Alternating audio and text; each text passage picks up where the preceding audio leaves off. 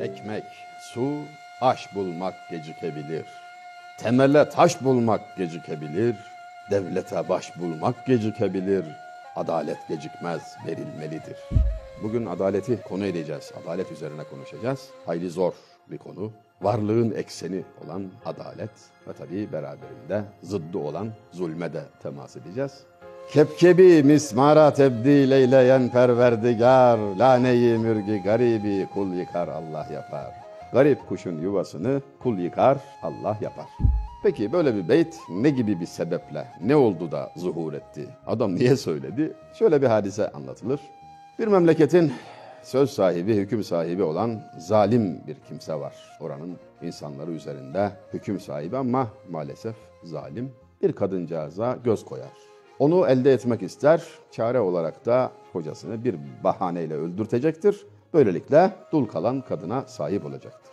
Çok kötü bir niyet söz konusu. Kadıncağızın kocası çivi imal eden, çiviler yapan, kep yapan askerlerin ayakkabılarında kullandıkları çivileri imal eden bir ustadır. Bahane olacak ya, vali şöyle bir şey emreder bu ustaya, der ki bu gece içinde yarın sabaha kadar 100 askerimin ayakkabısına kep yapacaksın. Yaptın. Sabaha yetiştiremezsen kelleni alırım. 100 değil 10 asker için bile bunu bir gecede yapmak mümkün değildir. Elden çıkacak bir iştir, el işidir, devir eski devirdir. Adamcağız durumu anlar. Zalim vali kendisini bu bahaneyle öldürecektir, bunu bilir. Kepkep imalatına başlamaz bile, sabaha kadar dua eder. Ağlar ve dua eder. O zalimin belasını bulması, kendisinin zulümden halas olması için. Sabaha karşı evin kapısı çalar, valinin adamları gelmiştir. Onları görünce adamcağız artık iyice bütün ümitleri biter. Hanımıyla helallaşır, der ki hanım bu zalim yapacağını sen hakkını helal et der. Kapıyı açar. Gelenler derler ki usta sen çivi yapar mısın? Vali bu gece öldü, tabutuna çivi yapılacak. Kepkebi mismara tebdil eyleyen perverdigar, laneyi mürgi garibi kul yıkar Allah yapar. Zalim yine bir zulme giriftar olur ahir. Zalim diyor, kendisi de benzer bir zulme uğramadan bu dünyadan ayrılmaz. Mutlaka ettiğini bulur. Hiç endişeye mahal yok. Allah'a havale edeceksin ya. Öyle derler değil mi efendim? Allah'a havale ettim derler. Zalim yine bir zulme giriftar olur ahir. Sonunda bir zulme uğrar. Elbette olur ev yıkanın hanesi viran. Ev yıkanın evini elbette yıkarlar. Ekser görülür çünkü ceza cinsi amelden, encam da ahenden olur rahne-i sühan.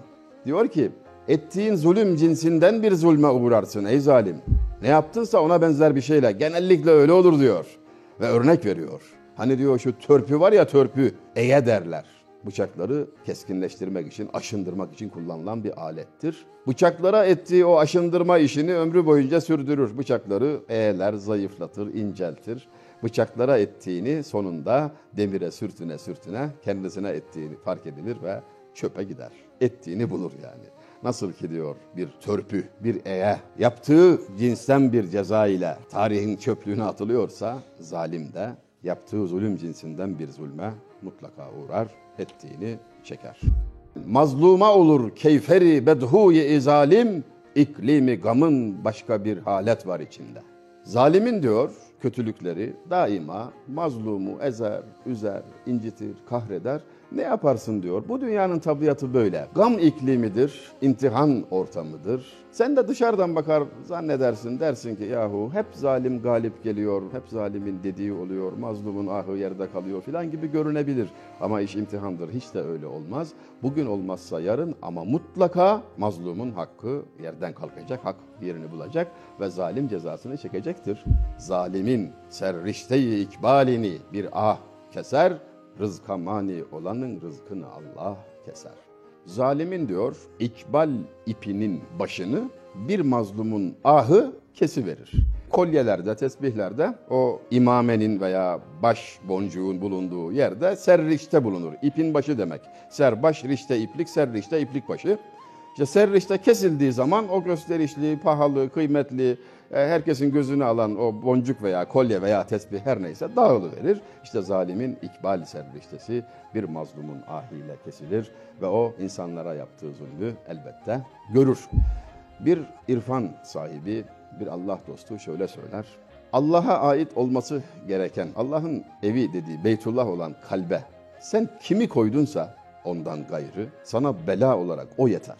Her kim seni ondan alıkoyduysa, hangi sevgi, hangi muhabbet, hangi ilgi, hangi alaka ona rağmen sende hakim olduysa bela olarak sana o yeter. Zalimlere mehlolmasa matlubu ilahi, bir demde yıkar alemi mazlumların ahı. Mazlumun diyor ahı bu alemi bir anda yıkar da zalimlere bir süre verilmesi Cenab-ı Hakk'ın iradesi. Allah öyle dilediği bir süre verilir. Belki tevbe eder, belki telafi eder. Zaten dünya imtihan dünyasıdır. Ama olmadı, vazgeçmedi, zulmünde ısrar etti. Her şey inceldiği yerden kopar, zulüm kalınlaştığı yerden. Zirveye çıktı mı artık bunu top tüfek deviremez dediğiniz anda bir bakarsınız aman Allah'ım o meşhur misalde olduğu gibi. İnsanlara kan kusturan Nemrut'un ölümü çok ibret vericidir değil mi? Bir küçük sinek burnundan giriyor, beynini yiyor. Çektiği ızdırapları, baş ağrısını dindirmek için hiç başka çare bulamıyor. Başını tokmaklattırıyor. Birisini tutuyor, eline bir tokmak veriyor. Başına hafif hafif vurdurarak ağrıyı biraz teskin etmeye çalışıyor. Ağrı arttıkça biraz daha hızlı vur. En son öyle bir vuruyor ki beyni dağılıyor.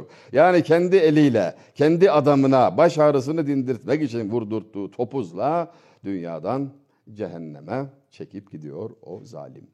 Zalimlere mehlolmasa matlubu ilahi, Allah'ın iradesi zalimlere bir süre verilmesi olmuş olmasa bir demde yıkar alemi mazlumların ahı.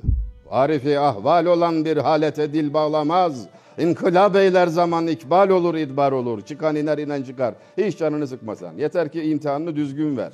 Kazanma ihtimali de var, kaybetme ihtimali. Hiçbir şey peşin değil. Bu imtihan dünyası. Geldik gidiyoruz zaten şunun şurasında. Diyor ki o zalim diyor ikbalden idbara düştüğü vakit halk intikamını asla koymaz ve mutlaka tahsil eder. Ve getirdiği misale bakın Allah aşkına işte şairler böyle bir şey yani hikmeti söylüyorlar ama her zaman gördüğümüz gözümüzün önünde cereyan eden sayısız ibret tablolarını onlar güzel görüyorlar ve bize armağan ediyorlar.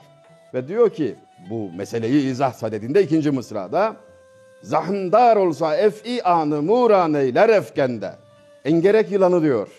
Çok zehirli, korkunç böyle dehşetli bir şey ya bu engerek yılanı diyor. Ürkütücü, zahmdar, yaralayıcı yani. Hani şahsen resminden bile korkarım ben. Ne kadar ürkütücü olursa olsun diyor. İdbara düştüğünde artık hareket edemez hale geldiğinde, yerde kıvranmaya başladığında hiç hesaba bile katmadığı, küçümsediği karıncalar onu paramparça eder. Etmez mi? Eder. İşte zalim diktatörlerin altındaki halk engerek karşısındaki karınca gibidir. Hiçe sayarlar. 10 binini, 100 binini, milyonunu hiçe sayarsın ama an geldiği zaman, hesabı verme vakti geldiği zaman görürsün kuvvetli kim olduğunu. Hakiki kuvvetli hak sahibidir. Doğu ile batının diyalektiği arasında temel bir fark aranacaksa adalet bahsinde ayıptır söylemesi batıda güçlü haklıdır, doğuda haklı güçlüdür. Malum ayetle bize emrolundu. Ya Rabbi biz nefsine zulmedenlerden olduk diyerek dua edin denildi bize değil mi efendim? İnni küntü mine zalimin. Yani Hazreti Yunus peygamberin duası bize Kur'an-ı Kerim'le öğretildi ve tavsiye edildi. Hazreti Peygamber de bu duayı yapın diyor. Nedir o? Zulmettik nefsimize. Ne demektir peki? Neden zulmetmiş oluyoruz? Allah'ın kulusun. Emrine itaat etmiyorsun. Al sana zulüm. Zulüm budur zaten. Tamı tamına da zulüm budur. Güzel ahlak 4 temel üzerindedir. Hikmet, iffet, şecaat, adalet. Hikmetinde, iffetinde, şecaatinde yani akla, ilme uygun konuşmak, düşünmek, yaşamak hikmet. İşte namuskar olmak, iffet, cesaretli olmak, şecaat. Bunun üçünün de azı var, çoğu var. Ama adaletin azı, çoğu yok. Azı da zulüm, çoğu da zulüm. İki nokta arasından geçen çizgilerden yalnızca biri doğrudur. Yani adaleti az icra etmek de zulümdür, çok yapmak da zulümdür. Merkez Efendi isimli o evliya zat hocası tarafından niçin Merkez Efendi oldu? Adı niye? Muslahiddin'dir ismi. Merkez nereden geliyor? talebelerini imtihan etmek üzere çayıra salmıştı bir defasında. Dedi ki bana herkes dedi böyle layık gördüğü bir çiçeği getirsin diye. O da kırık bir çiçek getirdi. Sadece dedi bu zikredemiyordu dedi. Sadece bu öldüğü için dedi yani hepsinin zikrini duydum getiremedim.